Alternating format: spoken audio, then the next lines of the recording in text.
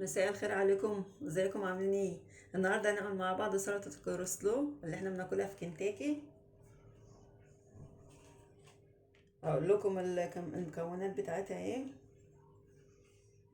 هنا انا معايا كرومبه صغيره من الكرومب الصغير، مقطعه زي ما انتم شايفين كده قطع صغيره. ولازم يا جماعه سلطه الكولسلو بتتعمل بكرومب صغير، اللي هو الحجم الصغير، ما بتعملش بكابوتشا. وهنا معايا كوبايه لبن كبيره، ومعلقتين خل، علبه زبادي،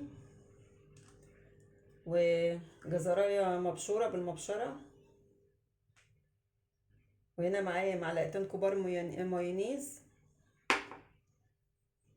وهنا معايا معلقه سكر صغيره ومعلقه عسل متوسطه بالمعلقه دي.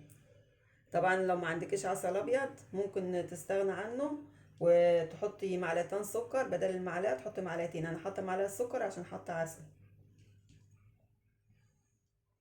معايا هنا معلقه ملح صغيره ورشه فلفل اسود. هاخد من المعلقه الصغيره ديت رشه بس.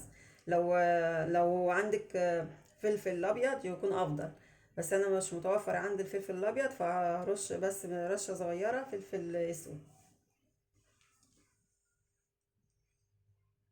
هجيب طبق. انا عايزه اقول لكم يا جماعه، انا بحب السلطه الكولسلو ديت جدا. احنا لما بنروح ناكل في كنتاكي، انا بروح اكل في كنتاكي علشان اكل السلطه دي.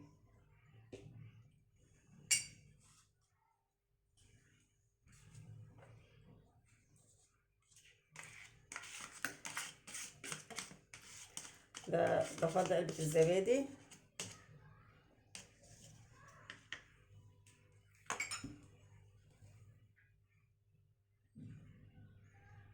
ومعلقه الملح الصغيره، معلقه السكر، واخد رشه فلفل اسود زي ما قلت لكم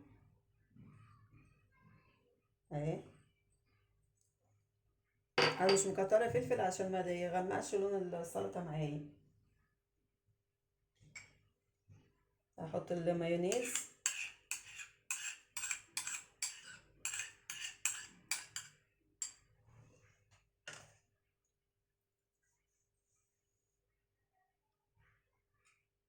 احط الخل، معلقتين الخل،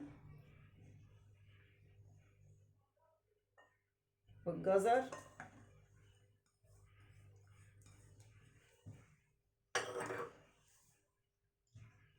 معلقه العسل الابيض،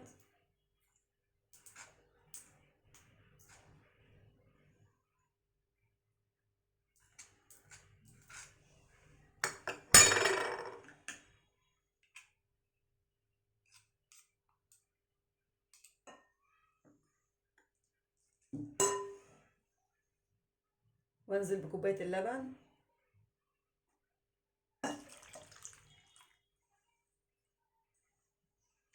طريقه سهله وجميله وزي اللي احنا بناكلها في كنتاكي بالظبط.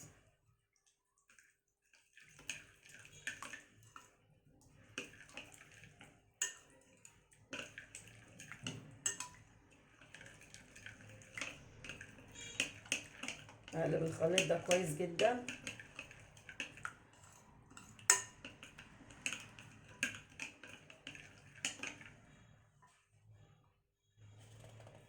انزل بالكرنب،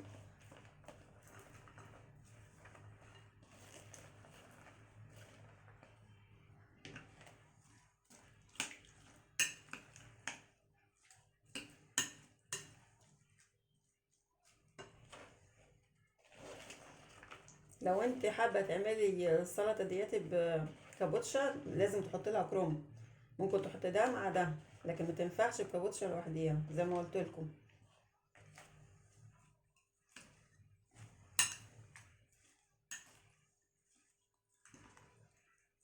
قلبها كده كويس جدا. ويستحسن نخليها في التلاجة ساعتين تلاتة عشان تشرب من الحاجات اللي حطيتها. يعني لو عايزين تاكلوها على طول كلوها، بس مش هتبقى يعني طعمها جميل زي ما تخلوها في التلاجة.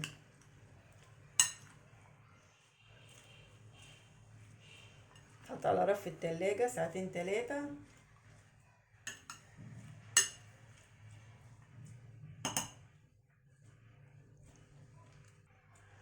انا قلبت السلطة معايا كويس جدا اهو.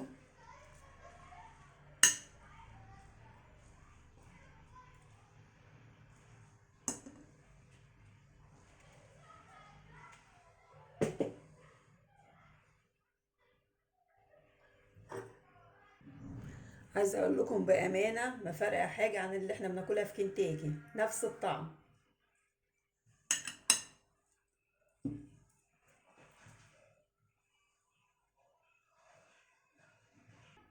انا قربت لكم الكاميرا عشان تشوفوا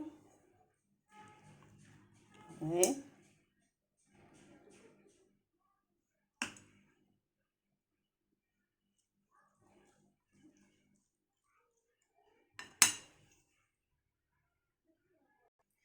اعملوها بنفس الطريقه اللي انا عاملاها ديت، وهتطلع زي كنتاكي بالظبط.